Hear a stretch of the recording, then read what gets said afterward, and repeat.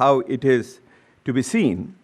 Now, I have had as Nagesh mentioned, I have had the pleasure of preparing 2 documents for UNSCAP in 2016 and 15, trying to give shape, how do you give shape to a regional framework for monitoring and follow-up and review. I'll draw on those experiences as well as we move. Now, the issue is, how does South Asia looks at it, this possibility? So let me recall SARC process a bit. There was a colleague from the floor who asked a question, why people are not referring to SARC? Yes, and you heard the response. There were chuckles all around, and a very potential silence. And if you have noticed, Nagesh, in his opening remarks, said there was an organization called SARC. That is a Freudian faux pas. I said there is. There was. Did he?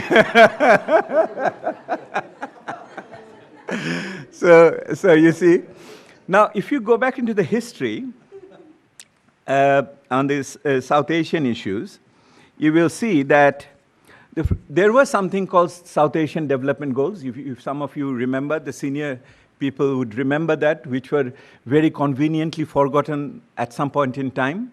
And there was no more reporting of that to the summit.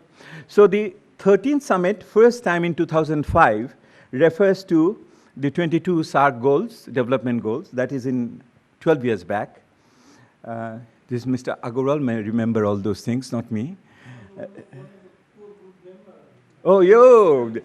Excellency, I'm sorry, I should have remembered that. You are so senior. I was always thinking you're much more younger. Anyway. And then it gave support to MDGs at that time, 2005, a bit late. But then in 14, there was the expression of political determination in 2007, in 2008, 2010, and 2011. On the 15th, 16th, and 17th SARC summit, there was no reference to MDGs. What does it say? And since then, we are waiting for the 18th summit. Postponed, God knows how long, which was supposed to happen in Islamabad, and we understand there is no date anymore in the horizon. So if you look at the SARC process, then it really did not pick up that much, that South Asian regional development agenda, apart from very partial look at the trade, investment, or other issues. Even the Poverty Commission, which was created by SARC, was also really not being followed up.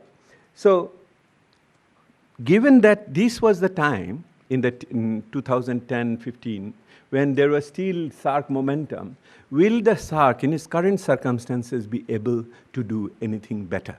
That's another issue which I put on this table.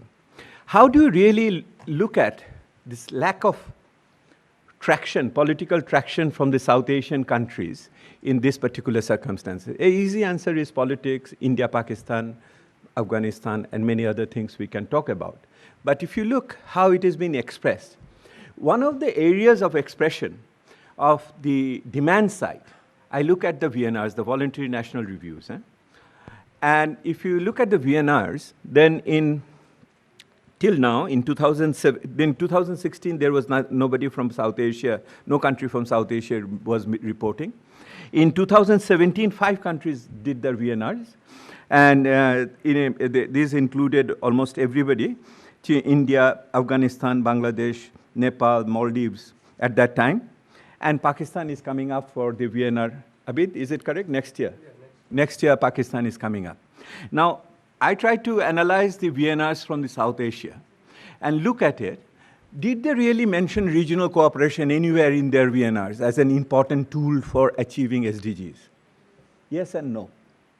Let me tell you who mentioned it, how.